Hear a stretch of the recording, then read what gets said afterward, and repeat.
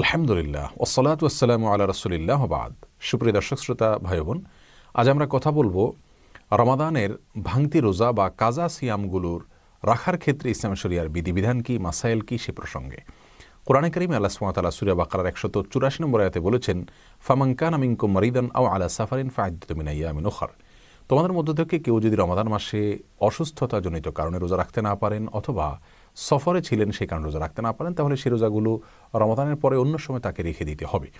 এই অন্য সময়ে রেখে দেওয়ার ক্ষেত্রে বিশেষ কোনো নীতিমালা আমাদেরকে ফলো করতে হবে কিনা সে বিষয়ে আজ আমরা কথা বলবো 5টি প্রশ্নোত্তরের মাধ্যমে।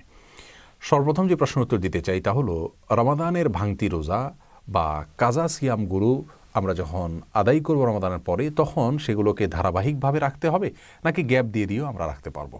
এই প্রশ্নের উত্তর হলো, ধারাবাহিকভাবে এক নাগাড়ে রমাদানের কাজা সিয়ামগুলো রাখা জরুরি নয়, বরং আমরা চাইলে সেগুলোকে গ্যাপ দিয়ে দিয়ে রাখতে পারবো। তবে খুব বেশি গ্যাপ দিয়ে খুব বেশি সময় নিয়ে বিলম্ব করে রাখা উচিত নয়, যেহেতু এখানে দায় মুক্তির ব্যাপার রয়েছে, আমাদের কার কখন মৃত্যু আসে আমরা জানি না, সেজন্য খুব দ্রুত এগুলো রেখে ফেলা উত্তম। তবে কেউ যদি চান আজ একটা রাখলেন, 2 দিন পরে আবার আরেকটা রাখলেন বা 5 দিন পরে আরেকটা রাখলেন, এভাবে ভেঙে ভেঙেও তিনি রাখতে পারবেন।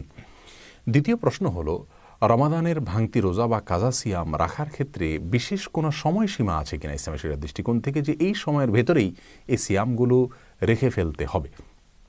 এর উত্তর হলো, মৌলিকভাবে রমাদানের রোজা যেগুলো ভাঙা পড়েছে অসুস্থতাজনিত কারণে বা সফরের কারণে গ্রহণযোগ্য ওজোরের ভিত্তিতে, সেগুলো রমাদানের পরে আমরা রেখে ফেলবো, কিন্তু রমাদানের পরপরই রেখে ফেলতে হবে এমন কোনো বাধ্যবাধকতা নেই। এখানে ছাড় রয়েছে, আমরা 2 মাস 4 মাস বা 6 মাস পরে চাইলেও রাখতে পারি।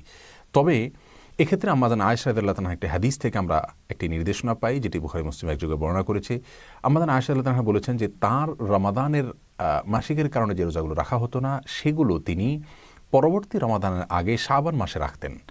এতটা দেরি করতেন কারণ রাসূল আকরাম সাল্লাল্লাহু আলাইহি ওয়াসাল্লাম তার সঙ্গে বসবাস করতেন, তার অধিকার এর প্রতি খেয়াল রেখে তিনি বিলম্ব করতেন, এবং পরবর্তী রমাদানের আগে যে শাবান মাস, সেখানে রাসূল আকরাম সাল্লাল্লাহু আলাইহি ওয়াসাল্লাম প্রচুর পরিমাণে নফল রোজা রাখতেন, এই ফাঁকে তিনি তার ফরজ রোজাগুলো রেখে দিতেন। এই হাদিসের ভিত্তিতে উলামায়ে কেরাম বলে থাকেন যে এক রমাদানের রোজা কাজা করার জন্য বিলম্ব করতে করতে পরবর্তী রমজানের আগ পর্যন্ত বিলম্ব করা যেতে পারে, কিন্তু শরীয়ত গ্রাহ্য ওজর ছাড়া পরবর্তী রমাদানও যদি ক্রস করে যায়, তবুও আগের রমজান রোজা কাজা রয়ে গেছে, আদায় করা হয়নি, তাহলে সেক্ষেত্রে এটি অন্যায় হবে, এটি গুনাহ হবে।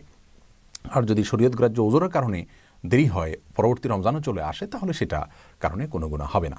যদি কোনো কারণে পরবর্তী রমজান চলে আসলো, এর পরেও কিন্তু আগের রমজানের রোজা কাজা বাকি থাকলে সেগুলো আদায় করতে হবে, সেক্ষেত্রে কাজার পাশাপাশি অন্য কোনো অর্থদণ্ড বা অন্য কোনো কিছু দিতে হবে না, এটাই বিশুদ্ধতম মত। তাহলে আমরা জানলাম যে রমাদানের রোজা এটা রাখার ক্ষেত্রে 2 মাস 4 মাস 6 মাসের কোনো সময়সীমা নেই, তবে পরবর্তী রমজানের আগে আগে সেগুলো রেখে ফেলা উচিত। কোনো গ্রহণযোগ্য ওজর ছাড়া পরবর্তী রমজানের পরে বিলম্ব করা জায়েজ নয়, সঠিক নয়, উচিত নয়। তৃতীয় প্রশ্ন হলো, রমাদানের ভাঙতি রোজা বা কাজা সিয়াম এগুলো আমরা যখন রাখবো তখন এর পাশাপাশি অন্য কোনো কিছু করতে হবে কিনা? যেমন রমাদানে আমরা তারাবি পড়ি, আবার রোজাও রাখি, তাহলে রমজানের কাজা আদায় করতে গেলে রাতে তারাবি পড়ে তারপর রোজা রাখতে হবে কিনা? এর উত্তর হলো না।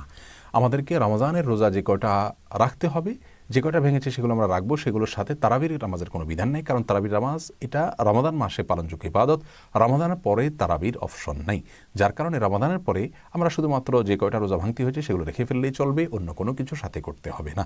তবে যদি কেউ শরীয়ত গ্রাহ্য ওজর ছাড়া ইচ্ছাকৃত অবহেলা করে রোজা ভঙ্গ করে, তাহলে সেই ব্যক্তির জন্য কাজার পাশাপাশি কাফারার বিধানের কথা বলেন ইমাম আবু হানিফা এবং মালিক রাহিমাহুল্লাহ। অর্থাৎ যদি কেউ ইচ্ছাকৃত অবহেলা করে রোজা ভাঙেন, তাহলে শরীয়ত গ্রাহ্য ওজর ছাড়া, তাহলে সেক্ষেত্রে তিনি একটি রোজা ভাঙলে একটি রোজার জন্য একটা রোজা কাজা রাখবেন, আবার 60টা রোজা এক নাগাড়ে ধারাবাহিকভাবে নির্বিচ্ছিন্নভাবে তাকে রেখে ফেলতে হবে কাফারা হিসাবে। এটা হলো তার জন্য দণ্ড, সেটা তাকে করতে হবে শাস্তিস্বরূপ এবং ক্ষতিপূরণ স্বরূপ, আর সেটা না পারলে তিনি 60 জন মিসকিনকে খাদ্যদান করতে হবে। যদিও অন্যান্য ইমামদের মতে এই মাসআলাটি শুধুমাত্র স্ত্রী সহবাসের মাধ্যমে যদি কেউ রোজা ভঙ্গ করেন তাহলে সেক্ষেত্রে তার জন্য প্রযোজ্য। তাহলে সাধারণ রোজা ভাঙতি রোজা যেগুলো, সেগুলো রাখার ক্ষেত্রে কোনো কিছুই না, যে কোটার ভাঙছে সেগুলো রেখেই ফেললে হবে। 4 নম্বর প্রশ্ন হলো, রমজানের ভাঙতি বা কাজা রোজা রাখার আগে কোনো নফল রোজা রাখা যাবে কিনা? এই প্রশ্ন উত্তর হলো, রমজানের কাজা বা ভাঙতি রোজা রাখার আগে নফল রোজা রাখা যাবে। তবে কাজা রোজা রাখা যেহেতু ফরজ, নফল রোজা তো বাধ্যতামূলক নয় আমাদের জন্য, অতএব সেটাকে অগ্রাধিকার দিয়ে আগে রাখা উচিত, নফল রোজা একটু পরে রাখলেও চলবে। কিন্তু কোনো কারণে যদি সেটাকে বিলম্ব করেন, অর্থাৎ ফরজ কাজা রোজাকে, এবং এর আগে নফল রোজা রাখেন, তাহলে সেটা জায়েজ হবে। বিশেষ করে শাওয়ালের 6 রোজা সম্পর্কে অনেকে জানতে চান যে শাওয়ালের 6 রোজা এটা আমরা যদি রমজানের ফরজ ভাঙতি রোজা রাখার আগে রাখি তাহলে জায়েজ হবে কিনা। এ বিষয়ে অনেক উলামা ইকরাম নিষেধ করেন, কারণ হাদিসে আসছে মান সামা রমাদান সুম্মা আতবাউ সিত্তাম মিন শাওয়াল, যে ব্যক্তি রমজান রোজা রাখলো তারপরে শাওয়ালের 6 রোজা রাখলো তার জন্য ফজিলত রয়েছে। অতএব আপনাকে রমজান রোজা আগে শেষ করতে হবে কাজা সহ, তারপর শাওয়াল রোজা রাখুন, এটা উলামা ইকরামের বক্তব্য। তবে যদি কেউ অনেক বেশি ভাঙতি রোজা রয়েছে, তার এই ভাঙতি রোজাগুলো রেখে শাওয়ালের 6 রোজা রাখা তার দ্বারা সম্ভব হবে না এই মাসের মধ্যে, এরকম মনে করেন, তাহলে শাওয়ালের 6 রোজা রেখে তারপর ভাঙতি রোজা রাখলেও ইনশাআল্লাহ তিনি আল্লাহর কাছ থেকে ফজিলত আশা করতে পারেন। 5 নম্বর এবং সর্বশেষ প্রশ্ন হলো, যদি কেউ কাজা রোজা রাখার আগে মৃত্যুবরণ করেন, আল্লাহ না করুন, তাহলে তার কি হবে? এর উত্তর হলো, যদি কেউ রমজানের ভাঙতি বা কাজা রোজা রাখার সামর্থ্যই হয়নি, এখনও তিনি সুস্থ হননি, এখনও সফর থেকে ফিরে আসেননি, রমজান শেষ হয়েছে ঠিক, কিন্তু তিনি এখনও সুস্থ হননি, তার মানে সামর্থ্য হয়নি এখনও কাজা রাখার, তার আগে তার মৃত্যুবরণ করেন, তিনি মারা যান, তাহলে তো সেক্ষেত্রে তার কোনো দায় নেই, যেহেতু তিনি সামর্থ্য পাওয়ার আগেই তিনি মৃত্যুবরণ করেছেন।